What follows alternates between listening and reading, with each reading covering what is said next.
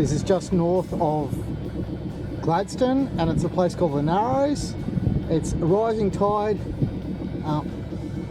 so flood tide, but this is a shallow part down to 2.2 metres. At low tide it's yeah, very sketchy, but this is the first time I've come through here, probably the last time, because I only want to come through once to say I've done it, otherwise I'll sail around Oceanside. There you go, 2 metres. We're going to go under it. Looks okay. The Narrows. Curtis Island over to our right, mainland to our left.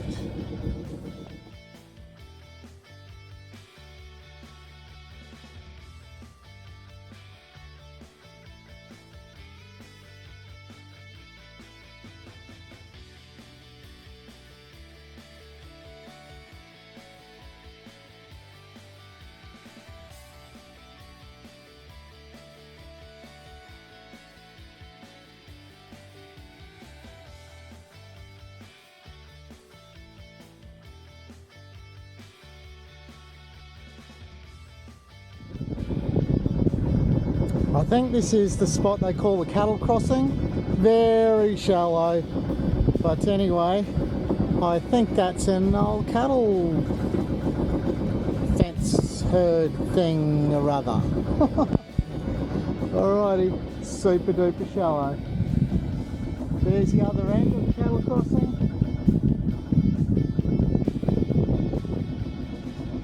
Not sure if you can see the boat ramp, but they get very high tides here, and almost through the worst of it.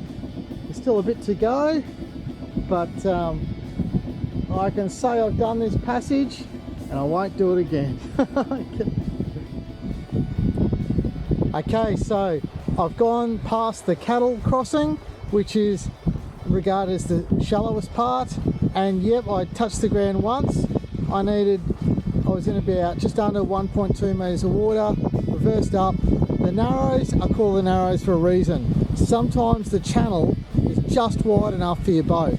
So look, I'm really happy I did it, and I don't know if I'll do it again. The tide would have to be damn high. At least I know what to do, where to go now, so I reckon next time would be easier, but it'd have to be pretty rough outside for me to come back through here again.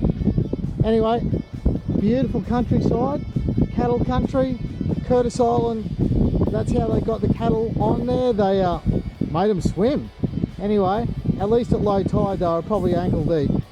Alright.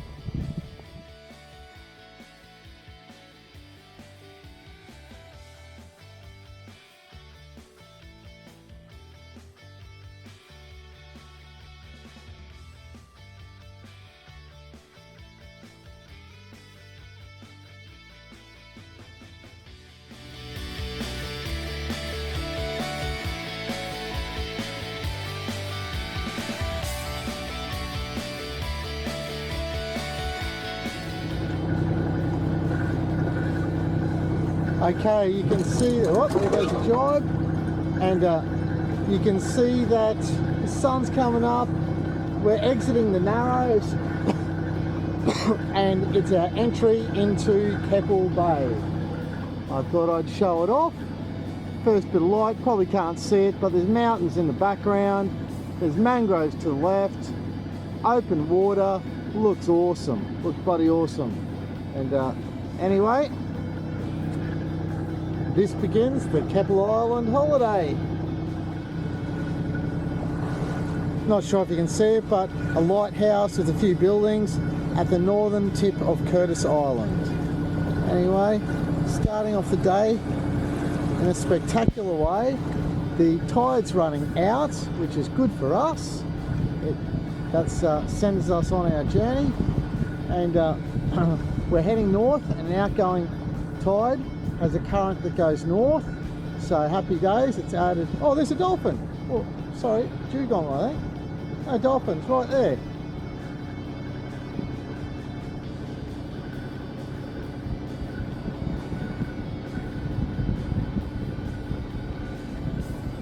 Oh, well, there were two of them anyway. Not sure if they came up on the screen. Oh, there's one off in the distance. Strange, it's kind of like a porpoise fin, not a dolphin fin.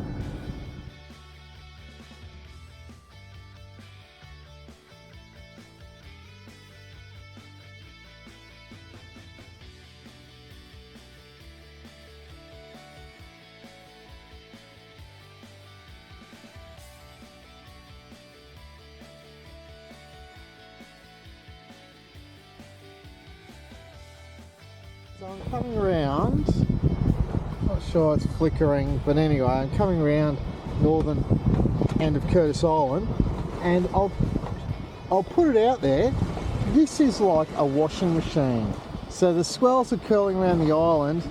I don't know, there's no sort of gap between them, and the boat is bobbing around like a cork in the ocean, and the mainsail's flapping and stuff, but we're still doing all right.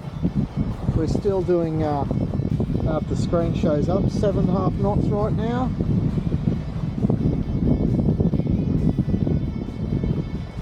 Not sure if you can see the mountains in the background, but they're pretty cool.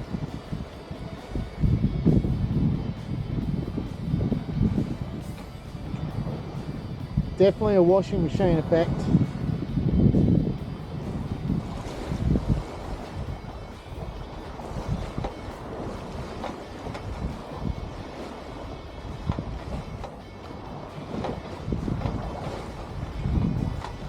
Just thought I'd show you what the sea's looking like. The sea state is, it's not very nice at all, and the wind chops come from one direction. Now we've got swell about 1.5 meters, I guess, with the bigger sets, and but everything's close together, which means you're bobbing around, and tide, of the current's going in a different direction, so it's just messy. But look, we're skirting along. It doesn't bother me too much. But we'll get there all right, and we're aiming for Keppel Bay Marina at about 3 o'clock today, and I'm doing a decent speed, so I reckon we'll get there okay.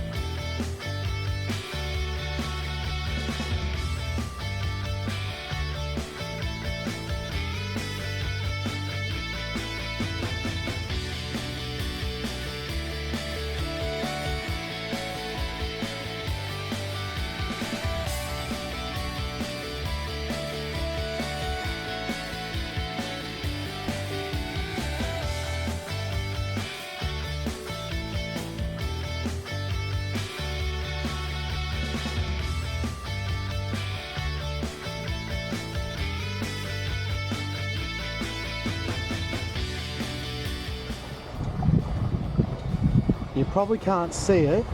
I'm sure you can see the trawler, but there are thousands of birds. Oh, I never exaggerate. I've told you once, and I've told you a million times, never exaggerate. There are many, many birds all flying around, swimming in the water, picking up the stuff, diving down, and yeah, huge amount.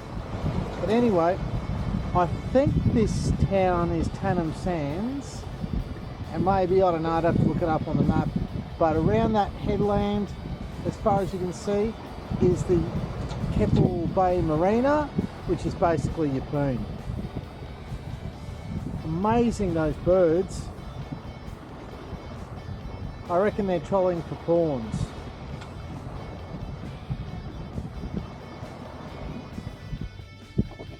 Okay, well, it's time for cool boat bits, and look, on the boat, your cleanliness is pretty important, and when it gets cold, you sort of can let it go astray a little bit, miss a shower, but it's starting to get a bit cool, so I ripped out the heater, the water pump heater, and I've had my first hot camp shower. So when it gets too cold, I have a cold one, I invert to so the first step is on my boat I have an external shower, you know, like a cold water tap, I guess all it is, and that's what I usually use and soap up and all that sort of stuff, and outside. But with the hot water tank I have filled up a bucket. I only used about half a bucket and of cold water from my water tank, fresh water. I put the intake little thing in, that sucks up the water. It's got like just an electric engine, little water pump, and feeds it into this, which has a gas bottle at the back, with a temperature dial, on, start, that sort of stuff, and then it comes out as so. And you can set the temperature. It probably is not showing up so well there, but you set the temperature like 30 degrees or whatever you want, and away you go. And so you can hear it starting, and it's just lit, so you can hear the flame inside, and there's a flame dial on it, and the water's pumping out, and it's really quite warm. You can set this temperature to be, you can set the temperature to be scalding hot, like you know, like boiling, I guess. So it is quite dangerous, I think, if you're just letting kids have a go.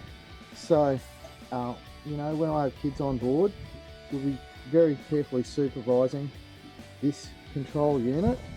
Their parents will anyway, and you know, to make sure the safety is paramount. I have it outside because I'm a bit paranoid about having gas inside.